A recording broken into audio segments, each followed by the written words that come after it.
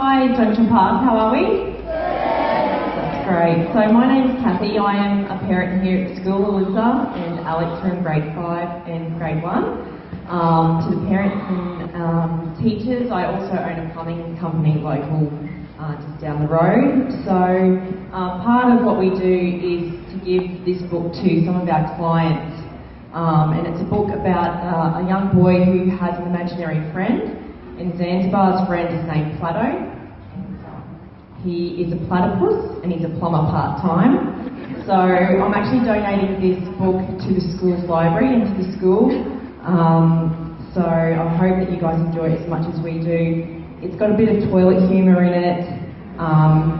Plato also likes to cheer up grumpy people and help around the house. So this is to the school. Thank you.